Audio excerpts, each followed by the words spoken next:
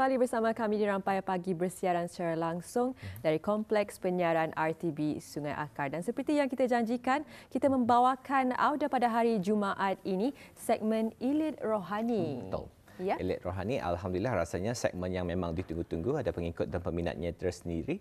Alhamdulillah kita hari ini akan membincangkan mengenai dengan tajuk yang cukup menarik sekali. Kita akan bercakap mengenai dengan yakin dan yang akan sama-sama untuk membincangkan perkara ini. Alhamdulillah kita berbesar hati di studio.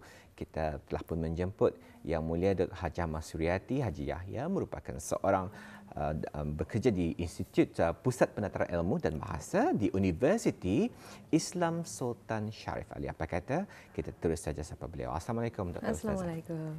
Waalaikumsalam warahmatullahi wabarakatuh. Seperti biasa, selamat datang. Saya ucapkan ke Rampai Pagi untuk segmen Ilid Rohani pada masa ini. Dan terus saja kepada topik kita ni mengenai dengan yakin.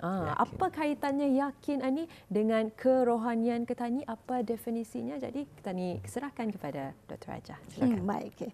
Bismillahirrahmanirrahim. Innal hamdalillah nahmaduhu wa nasta'inuhu wa nastaghfiruhu wa na'udzu billahi min shururi anfusina wa min sayyiati a'malina. Man yahdihillahu fala mudilla lahu wa man yudlil fala hadiya lahu. Asyhadu an la ilaha illallah wahdahu la syarika lahu wa asyhadu anna Muhammadan abduhu wa rasuluhu, amma ba'd. Subhanaka la ilma lana illa ma 'allamtana innaka antal alimul hakim. Rabbi shrah li sadri wa yassir li amri wahlul 'uqdatan min lisani yafqahu qawli. Assalamualaikum warahmatullahi wabarakatuh. Kepada para penonton, kepada para pendengar di mana jua segmen ini dapat diikuti, insya-Allah tajuk hari ini akan dibincangkan adalah mengenai dengan satu tajuk yang cukup simple, okey, yakin. Okey, yakin ni sebenarnya adalah merujuk kepada satu perbuatan, okey, dan juga sifat. Okey. Baik, saya teruskan saja kepada definisi yakin itu sendiri. Perkataan yakin ni dalam bahasa Arabnya adalah al-yaqin. Al-yaqin, okey. Berarti selamat daripada keraguan dan syubhah, dan diatasi ataupun disertakan juga dengan penguasaan atas pengetahuan kita ni secara tepat, benar dan tanpa ada keraguan sama sekali dalam pengetahuan tersebut. Baik, menurut Syekh Al-Jurjani, okey, beliau menjelaskan bahawasanya yakin itu menurut satu istilah adalah bermaksud meyakini sesuatu itu seperti itu. Itu yang dijelaskan oleh Syekh Al-Jurjani. Okey. Baik, menurut Abu Hilal Al-Askari pula, okey, beliau mendefinisikan makna yakin itu adalah tetapnya jiwa dan dadanya merasa tenang dengan apa yang diketahuinya. Okey. Sementara Al-Baydawi pula seorang tokoh yang wafat pada tahun 691 Hijrah, beliau mengatakan bahawasanya yakin itu adalah mengukuhkan ilmu dengan mentiadakan keraguan dan kesamaran tentangnya dengan cara berfikir secara mendalam dan menunjukkan dalil. Itu daripada menurut Al-Baydawi. Jadi itu adalah beberapa definisi dari segi bahasa dan juga istilah perkataan yakin tersebut. Artinya meyakini sesuatu. Meyakini sesuatu seperti itu. Artinya tidak ada perubahan berlaku. Artinya tidak ada kesamaran. Seperti itu. Itu maksudnya. Baik, saya mungkin akan teruskan kepada maksud yakin yang mungkin boleh kita dapatkan daripada Al-Quran itu sendiri. Okay. Baik, di dalam Al-Quran cukup menjelaskan kalau kita ni mungkin yakin ni bertambah ragu. Ada yang orang ragulah. Sebelum yakin tu memang banyak ragu. Okey, kita ni kena berbalik kepada Al-Quran sendiri. Bahawasanya dalam kebanyakan ayat Al-Quran itu menjanjikan bahawasanya yakin itu akan berkaitan dengan pastinya janji Allah. Macam itu. Apa yang Allah janjikan itu pasti akan ada. Macam itu. Itu maksudnya.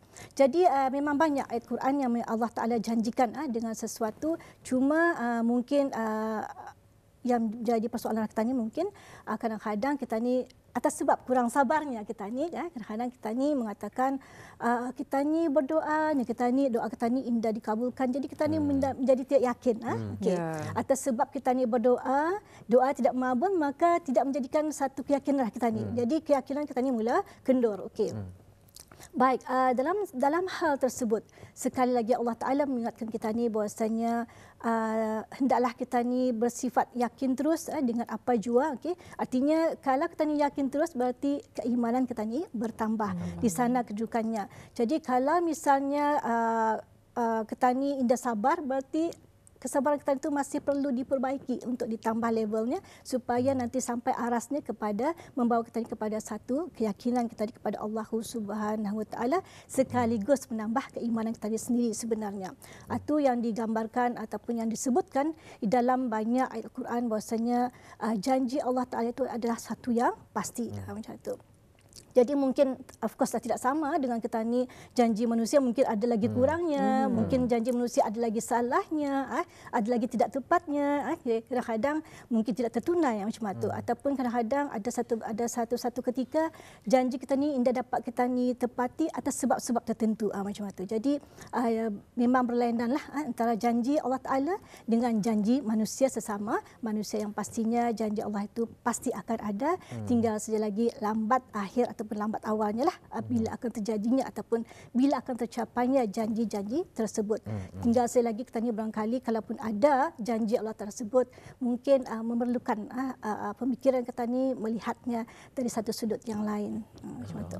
Okay. Ustazah, mungkin memang sesuatu yang cukup menarik sekali dari segi kalau mendengar penjelasan Ustazah tadi, Ustazah Dr. Hajah ada menyebutkan, ada menerangkan, mengongsikan dengan ada penonton mengenai dengan definisi yakin ataupun al-yakin, tetapnya jiwa. Jadi kalau macam kalau tadi lihat Dr. Hajah, seperti yang kita kongsikan juga tadi, kadang-kadang kita ni sebagai manusia ada masanya kita ni akan berfikir macam mungkin doa aku ni indah didengar Tuhan, didengar oleh Allah ataupun meragui macam yang kita kongsikan tadi Jadi macam mana kita ni sebagai umat Islam khususnya untuk tadi mendapatkan orang terus merasa yakin supaya keyakinan tadi itu tidak akan kendur-kendur. Macam mana tu Ustazah? Mungkin boleh dikongsikan Dr. Hajah. Baik. Okey, menyebut senang menyebut senang tetapi praktikalnya amat susah. Namun praktikal itu adalah berlaku ataupun ketepatan kita ni sampai ke satu level itu adalah sebab usaha kita ni sentiasa mengusahakannya untuk supaya kita ni sampai merasakan keyakinan tersebut. Baik. Andai kita ni sampai ke satu tahap kita ni sudah merasa yakin, insya-Allah ia akan mungkin ke belakang, tidak akan mungkin ke belakang. Andai pun kita ni merasakan satu tahap dan ada ketikanya hati kita digoncang, digoncang, diusik misalnya, menyebabkan usikan tersebut menyebabkan hati kita ni menjadi kurang yakin macam tu.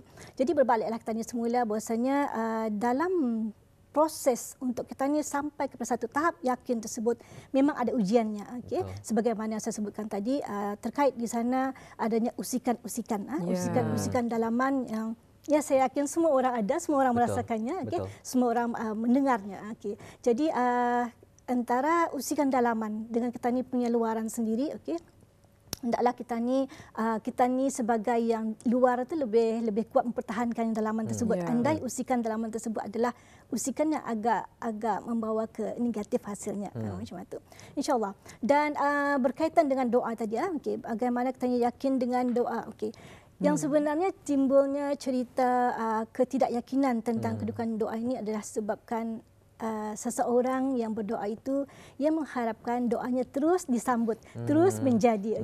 Jadi itu yang menyebabkan agak mengecewakan mungkin sedikit kepada orang yang berdoa tersebut. Tapi sebenarnya yakinlah bahwasanya tatkala Allah Taala mengadjust sedikit ataupun melewatkan sedikit tentang janji ataupun doa yang kita ni mahukan itu, kalau Allah Taala melewatkan sedikit bukan berarti tidak ada, bukan. Tetapi Allah Ta'ala Maha Berkuasa, lebih tahu kedudukannya dan ia akan memberikannya pada waktu yang tepat. Macam itu. Bukan maksudnya tidak ada. Adalah mustahil untuk Allah Ta'ala untuk mengatakan sesuatu yang tidak benar kepada makhluk semua ciptaannya. Dan Allah Ta'ala pernah menyebutkan dalam Quran, menserulah kepadaku, berdoalah kepadaku, insya-Allah aku akan mengabulkannya. Berarti di situ sudah ada janji Allah Taala, janji Allah Taala bahwasanya kalau kita ni berdoa kepadanya, insya-Allah ia akan menjawabnya ataupun akan memakbulkan doa kita. Tinggal selagi lambat ataupun lambat cepatnya doa tersebut diterima. Jadi di situ berkaitan juga dengan keyakinan kita sendiri. Ya. Dan apa yang saya dapati tadi, Dr. Hajah menerangkan bahawa keyakinan ini sebenarnya memang berhubung kait rapat dengan keimanan kita ni. Tetapi bagaimana pula dengan tawakal? Apa hubung kaitnya keyakinan kita ni itu dengan tawakal itu? Okey, baik. Menurut Al-Jauziyah, okey.